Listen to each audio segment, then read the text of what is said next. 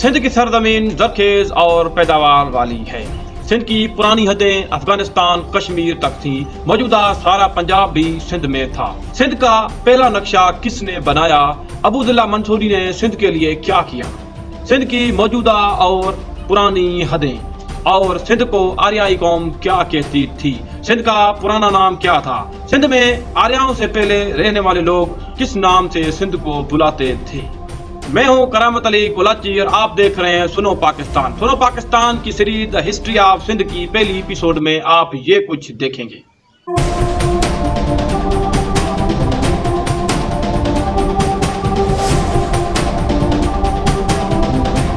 सिंध की सरजमीन को जन्नतुल सिंध इसलिए कहा जाता है कि इसकी सरजमीन जरखेज और बचत वाली है। जन्नतुल सिंध सिंधु नदी की एक वादी का नाम है जो हिंदुस्तान के मैदानी इलाकों इंडो गैजेटिक के मैदानी इलाकों पे फैली हुई है।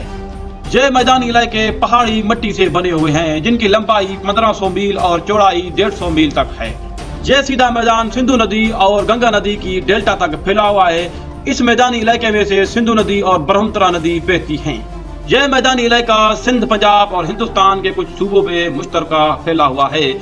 ये मैदानी इलाका का हिंदुस्तान और पाकिस्तान के दीगर इलाकों से ज्यादा जरखेज और आबादी वाला है। यह मैदानी इलाका जिसमें सिंध, मौजूदा पंजाब और हिंदुस्तान के कई सूबे आते हैं, इसमें गंदम, गन्ना, चाय और कपास के फसल होते हैं। इस इलाके के मशरकी हिस्से में ज्यादा बारिश होती रहती है, इसलिए मशरकी हिस्सा मगरबी हिस्से से ज्यादा खूबसूरत और दिलकश है। सैयद अबू जफर नदवी अपनी किताब तारीख सिंध में लिखते हैं कि तारीख इस बात पे खामोश है कि सिंध में आर्याओं से पहले रहने वाले बाशिंदे सिंध को किस नाम से पुकारते थे। आर्याओं ने जब सिंध में कदम रखा तो इस सरजमीन को सिंधु का नाम दिया। आर्याई ज़बान में सिंधु का मतलब है दरिया। दरियाए सिंध की निस्बत से इस मुल्क को भी सिंधु बुलाया और बाद में सिंध कहा गया। शुरू में आर्याई कौम ने सिंध के आसपास जितने भी मुल्क फतह किए उन सब का नाम सिंध था।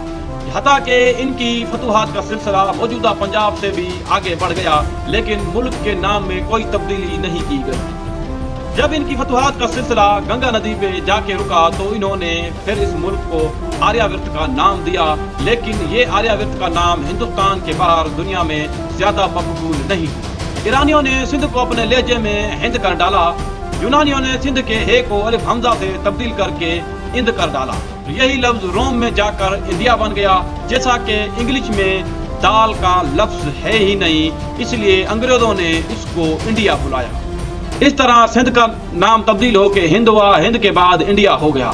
इसलिए बाहर के लोग सिंधी आर्याओं को हिंदुस्तानी कौम समझते थे। इधर एशिया में भी पूर्वी मुल्क मसलन श्याम, लंका, परहेमा भी इस मुल्क को इंद्रिया कहते थे और पाली ज़बान में भी सिंध को इंद्रिया कहा जाता था, लेकिन सिंधी अपने मुल्क को सिंध ही कहते रहे। इस तरह गैर मुल्की लोगों ने इस मुल्क के दो टुकड़े कर दिए, एक को सिंध और दूसरे को हिंद बुलाया जाता था।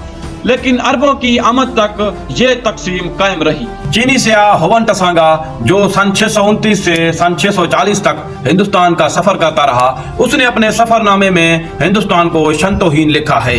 इंद या हिंद के नाम तो सिंध पे ईरानियों ने रखे, लेकिन शंतो और अंतो के नाम यूनानियों ने सिंध पे रखे थे।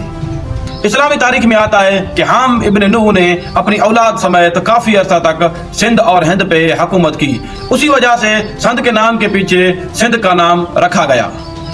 पुराने जमाने में सिंध की जाग्राफियाई आज के दौर से काफी बेहतर थी। पुराने जमाने में सिंध के चारों तरफ समंदर का होना साबित हुआ है। सिंध के जनूब में कच्छ का रेगिस्तान और राजपूताना का बड़ा हिस्सा सतह समंदर के नीचे था। इसकी गवाही सांभर की झील भी देती है। शुमाल में हदर का समंदर और अर्ल की झील, सिस्तान में हामून की झील और मकरान की झीलें भी इस बात की गवाही देती हैं कि कभी सिंध की हदें कश्मीर, हिंदुकश, हेलमंद और ईरान तक थीं। सिंध एक जजीरा हुआ करता था। इसी तरह से हिंदुस्तान भी दक्कन से समंदर की वजह से अलग था, जिसको जम्बू द्वीप कहा जाता था। सिंध का मकरान वाला जजीरा जो अब इस्तालू कहलाता है, उसका नाम भी सता द्वीप था। हिंदुस्तान के और जजीरे लक्षद्वीप, यवन द्वीप, सनाला द्वीप और पवन द्वीप आज भी मौजूद हैं। पुराने जमाने में सिंध में बारिश बहुत ज्यादा हुआ करती थी। इस बात की गवाही मोइनजोदड़ो की इमारतें भी देती हैं। इस बात से मालूम होता है कि हजारों साल पहले सिंध एक जजीरा था। पहाड़ों की मिट्टी और वक्तन बवक्तन आने वाले जिल्जलों ने समंदर को इस कदर पीछे धकेला कि थर और राजपूताना का बयाबान जाहिर हुआ। वो राजपूताना जो आज एक रेगिस्तान बन गया है, जिसको मौत का रेगिस्तान भी कहा जाता है। अरबों की तिजारत हजारों साल से सिंध के लोगों से चलती आ रही थी, इसलिए अरब के लोग हिंद और सिंध के नामों से बहुत अच्छी तरह वाकिफ थे। अरबी जाग्राफीदान इब्न अल-हौकल, जिसने सिंध को अशकल बलाद और गुजरात को ज़ैनुल बलाद के नाम से पुकारा है। इब्न अल-हौकल वो पहला जाग्राफियादान था जिसने गुजरात और सिंध के नक्शे बनाए थे। अब्दुल्लाह मंसूरी ने सिंध का पहला वतनी तराना बनाया था। उसने अपने तराने में सिंध को हिंद कहकर पुकारा है। उसके तराने से सिंध की खुशहाली दौलतमंदी साफ जाहिर होती है। दीन इस्लाम का पहला कदम सिंध में पड़ा, इसलिए सिंध को बाबुल इस्लाम कहा जाता है। 1843 तक सिंध एक अलग मुल्क की हैसियत रखता था। सिंध की कदीम हदें शुमाल में दरिया जेलम और कश्मीर के कुछ इजला भी सिंध में शामिल होते थे और कोह काबुल उसकी हदबंदी करता था। शुमाल मगरिब में दरिया हेलमंद सिंध की हदबंदी करता था। जनूब मगरिब में सिंध और ईरान की हदें उस जगह थी जहां आज साहिल के सामने मकरान का मंशूर जजीरा है। जनूब में अरबी समंदर और जनूब मगरिब में राजपूताना और जैसलमेर के खूनी रेगिस्तान में जाके कहीं सिंध की हदें खत्म होती थी। गोया इस वक्त का शुमाल मगरबी पंजाब, दरिया हिरमत तक का अफगानिस्तान का इलाका और पूरा बलोचिस्तान, जोधपुर की सरहद तक सिंध फैली हुई थी। सिंध की मौजूदा हदें इस वक्त मुंबई के शुमाल मगरिब में इस सूबे का आखिरी हिस्सा है। सिंध के शुमाल में पंजाब और सिंध के शुमाल मगरिब में कोह हालार इसकी हदबंदी करता है। शुमाल मगरिब में कोह हालार इस सूबे को बलोचिस्तान से अलग करता है। मगरिब की जानिब से रियासत जोधपुर, रियासत जैसलमेर और रियासत बावलपुर, जनूब से बहरे अरब और मगरिब से बहराए अरब और कोह हालार सिंध की हदबंदी करते हैं। सिंध के कदीम आसार सिंध के बारे में क्या जाहिर करते हैं? सिंध के सहराओं का मिस्र लेबनान के सहराओं से क्यों मवादना किया जाता है? सिंध में शुमाल की तरफ से आने वाले फातेह सिंध में किस रास्ते से दाखिल होते थे? सिंध में हमलों को रोकने के लिए कौन कौन से कले मौजूद थे?